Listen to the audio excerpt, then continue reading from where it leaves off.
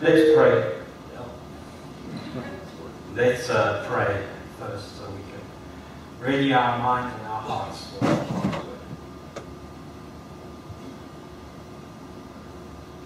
God, thank you that your presence isn't just found in the music and the praises that we bring to you, nor the beautiful weather and the beautiful creation that are afforded to us, nor the gifts of family or relationships. Your word, your message is also found in these moments that lie ahead. So God, would you speak to us in your very, very unique way.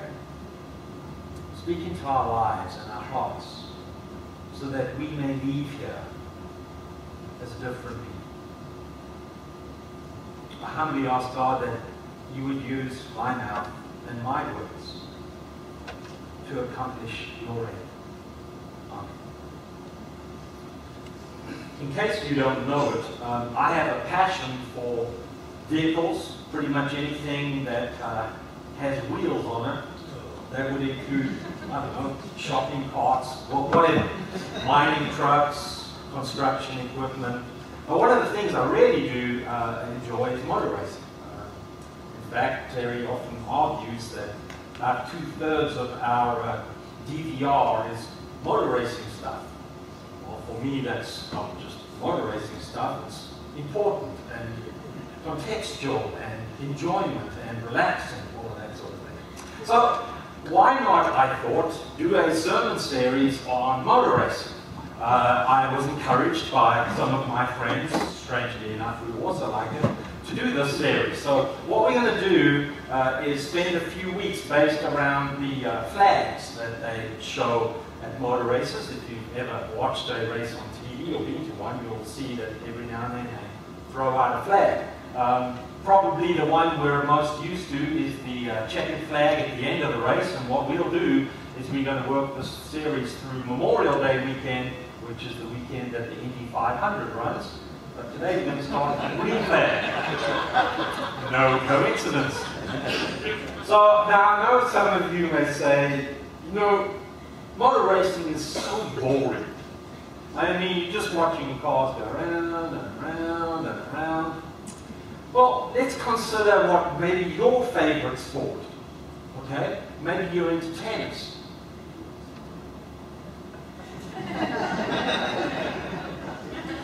Maybe you're into golf.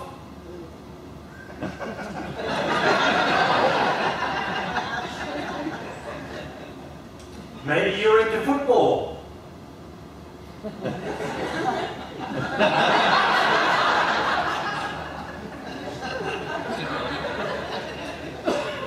Okay, it depends on our passion, right? Any and every sport has things that we can learn from and often brings a powerful message. So even if you think cars go round and round and round, there's still a very powerful message that we can learn from those who are in sport. So what we're going to do is we're going to show a video clip that kind of surrounds the flag each week.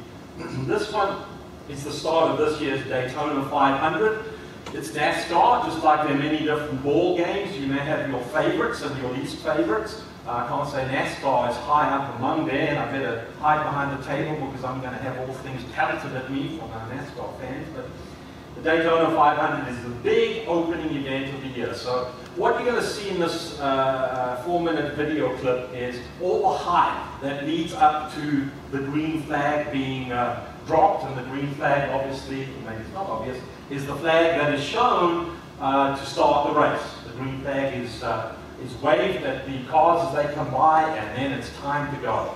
But we're also going to include part of the first leg in this deal as well. So, Juan, take us away. Ready to race in Daytona for 500 miles? These drivers will be taking you for a ride tonight. Around this 2.5-mile superspeedway at speeds of nearly 200 miles an hour, views from inside the car, up on the roof like you see here, and even out the side window. Toyota proud to showcase the reinvented 2012 Camry as official pace car of the 500, available in models up to 268 horsepower or under 43 miles per gallon. The 2012 Camry is ready. Are you? 200 laps, 500 miles tonight. And there you see pit road speed 55 miles per hour. That's after a racetrack over 200. Fuel window 44 to 48 laps. Don't forget that halfway money. $200,000. Yes, sir. And these drivers had trouble early in the week with the backup cars. Temperature cooling to 69 degrees, partly cloudy.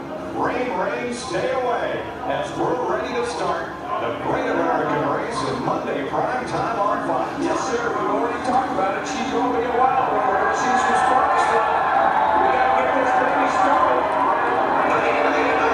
Let's go racing, boys and baby.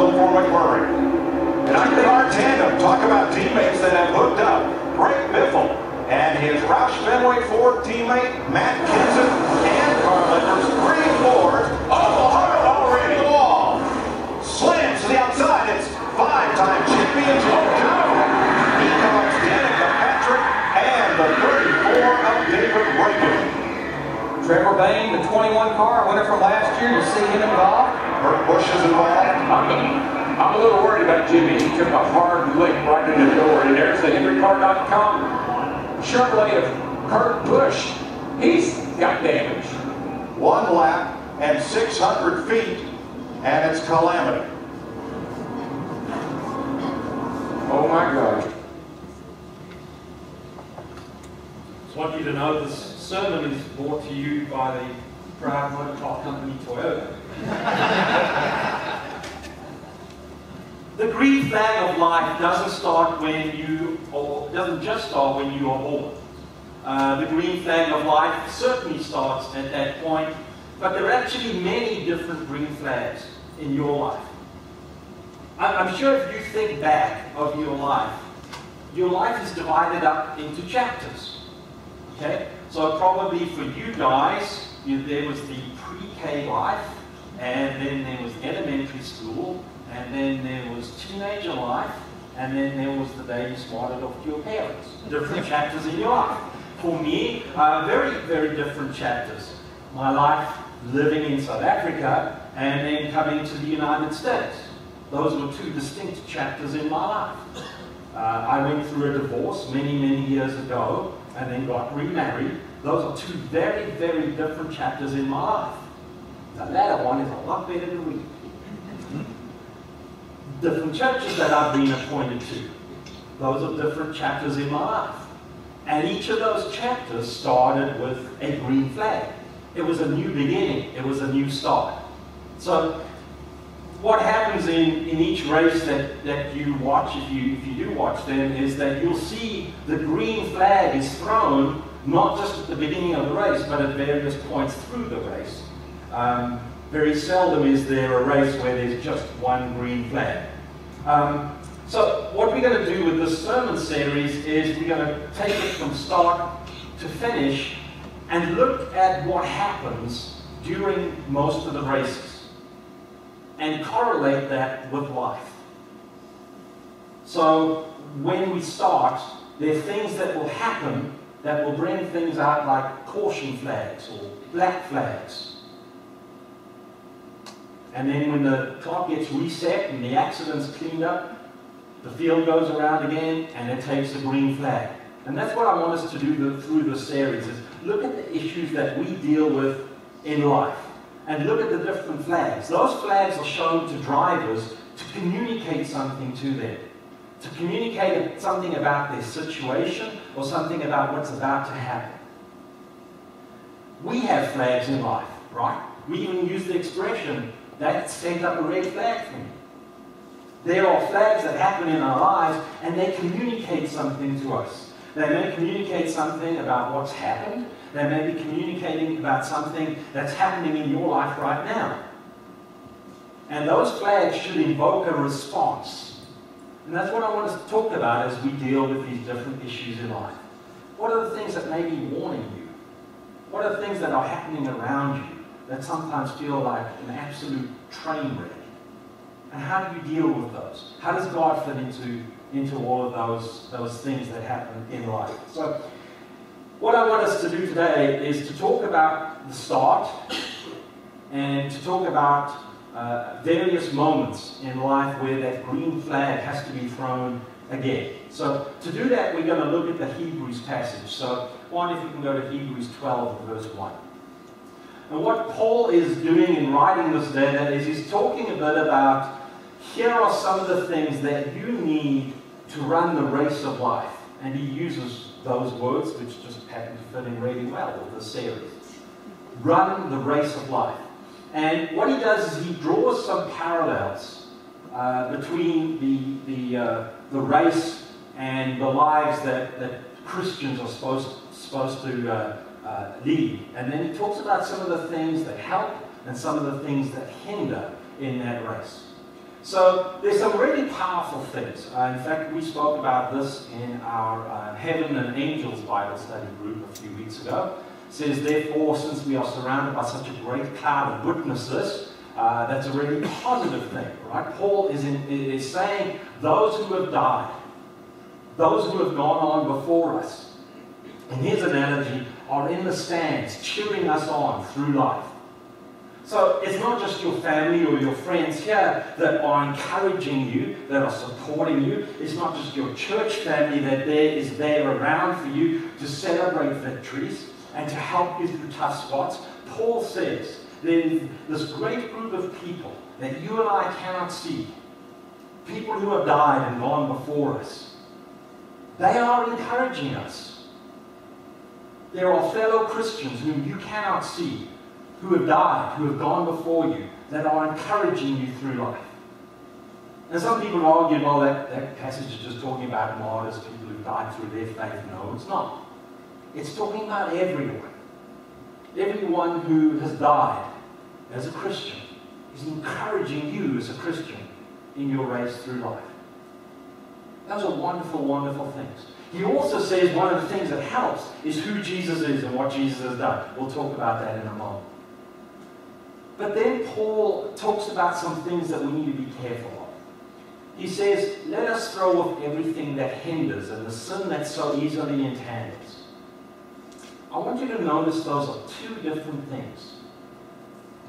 Things that are hindrances to us and things that are sins.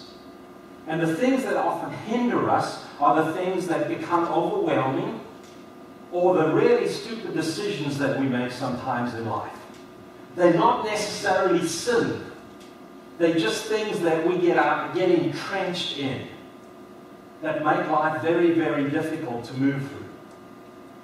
I'll use this word again because we had a very funny moment about this a few years ago in this congregation.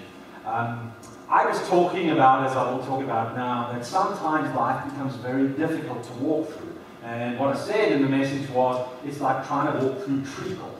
And there was a strange silence in the congregation, and one of the church members shot their hand up and said, what is treacle? It's molasses. Just the English word for molasses. But it's a great illustration of the fact that sometimes the things that hinder us really slow us down in walking. They make it so difficult. I'm sure when you look at your life, there are things that aren't necessarily sins, but they are things that hinder you. Maybe you just pay more attention to them than they need. Maybe your hobby consumes you too much. It's not necessarily sin, but it becomes a hindrance. Maybe you become a doormat at work or within your family. It's not a sin, but it certainly begins to be a hindrance to life. So there's a distinct difference, says Paul, in walking through life with things that are hindrances to us. Maybe there are things that you are struggling with within relationships. Grudges that you hold, things that you can't get beyond. May not be a sin, but it is a hindrance. And then says Paul, there are sins, and the word that he uses is very interesting to describe them. He says sin entangles us. Again, it's really, really hard to move through life when you are entangled, be it a rope or a vine or whatever the case may be. See animals that have been caught up in plastic bags that we throw away, or in nets. They are things that entangle those animals and often make their lives very difficult to walk through. Perhaps sometimes it kills them. And what Paul says is that one of the big obstacles we face in life is sin. Things that we do that just are not pleasing to God. Things that we do that just do not honor God. Things that we do that break relationships. Things that we do that destroy our own self-integrity. Those are the things, says Paul, that entangle us in life. So the hindrances, we need to be guided through them. The entanglement seems to what's the word? Unentangle, disentangle? Teachers, English teachers in the room? Yes. Disentangle. Okay, I've got an unvote and I've got a disvote. Either way, things that enable us to be freed. Who's going to clip away all the vines that entangle our lives? And that's what Paul is about to get into. So, there's the help.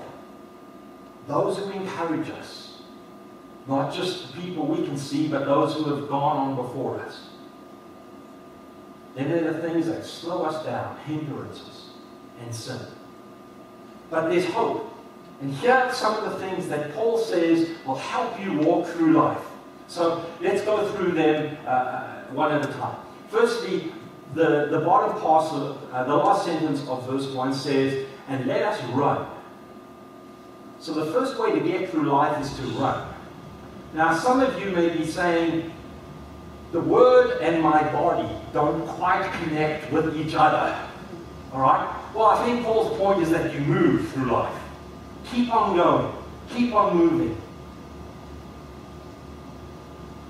Don't stop. You may need to take a breather, but don't stop. Paul says one of the keys to life is running, moving. Second thing he says is do it with perseverance. That sometimes in life where it does get into drudgery, where it does get very, very difficult, Paul says run with perseverance. Keep on moving, but keep on doing. Work at it. Friends, sometimes life is a battle, but we've got to keep on working on it. So run with perseverance. Run what? Run a course. Run a race. There's a track.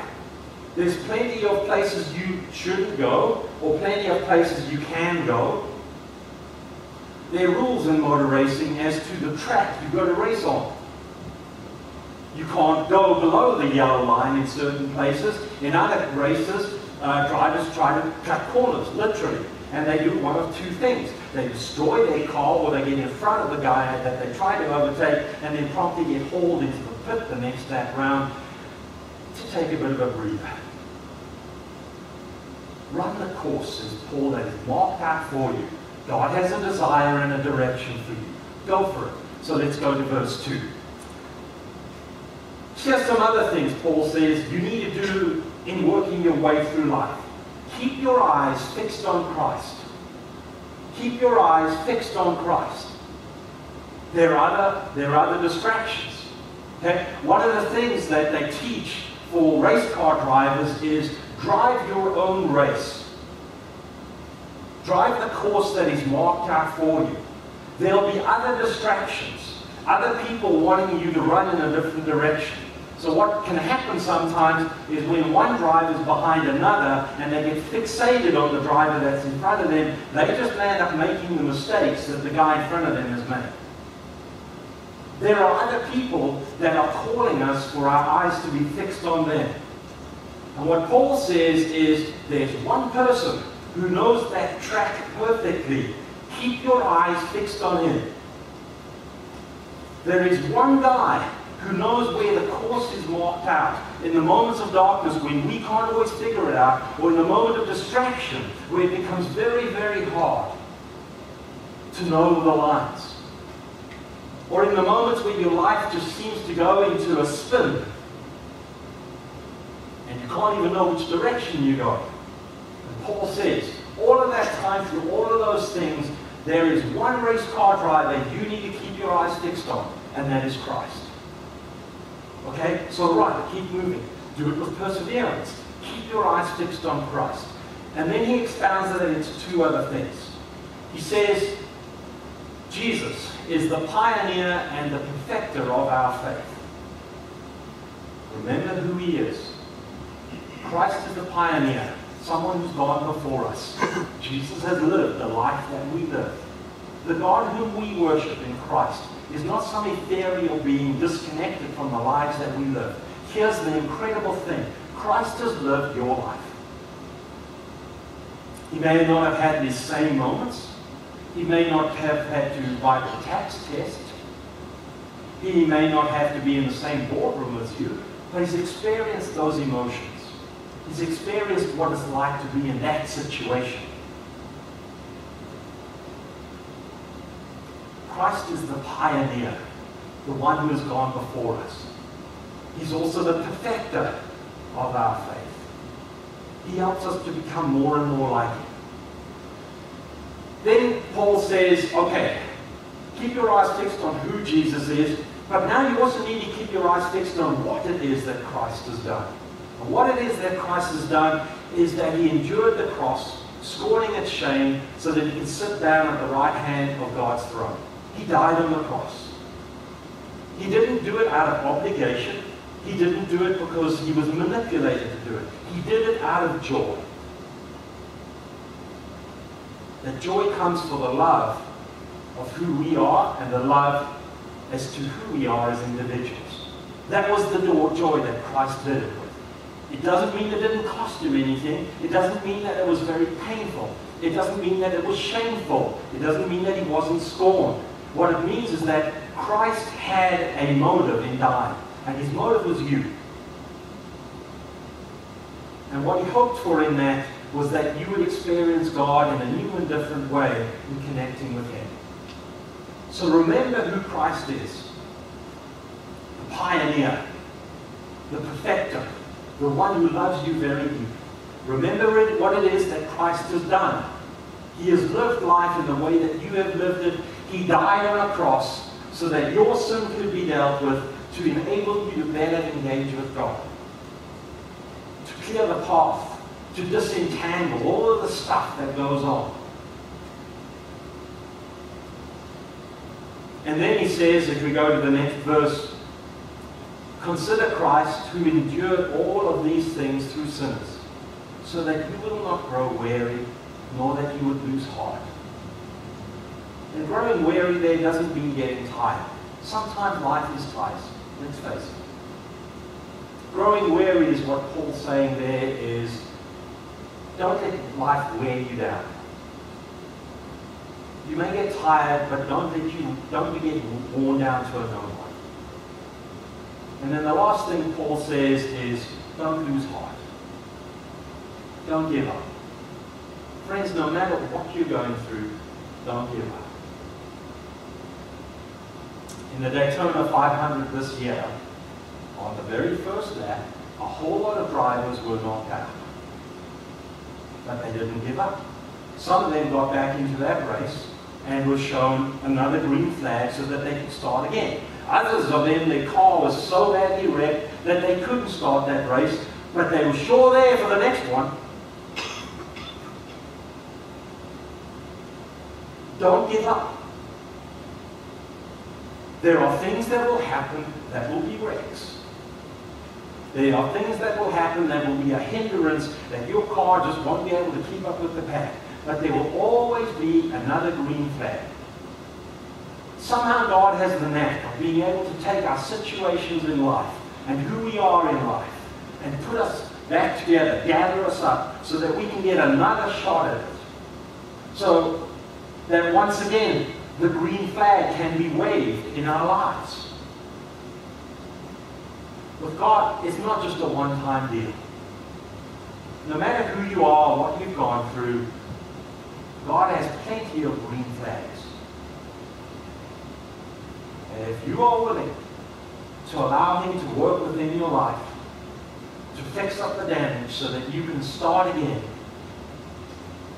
then that brings great joy to God. Don't give up. Keep your eyes fixed on Christ. Remember, there are others encouraging you through this. Persevere. Persevere. Keep in mind who Christ is, how He feels about you, and what He's done for you. And if you keep on doing that, you will reach the victory flag. Let's pray.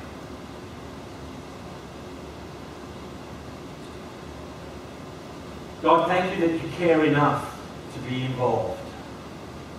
Sometimes, God, we have to admit it. Sometimes from where we sit, it looks like you have disengaged. Other times, God, we see it clearly. Where your fingerprints have been all over what we are doing. Where we feel your hand behind us. And we thank you for those moments. God, for those who sit in this room now who are feeling in sync, who are feeling blessed with what is happening in life,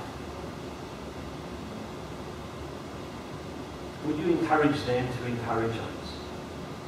God, I know there are some in this room today who are so worn out, who feel beaten down. Remind them, God, that you can gather them up again. That they don't have to give up. That when they are open, you can work within them. Thank you, God.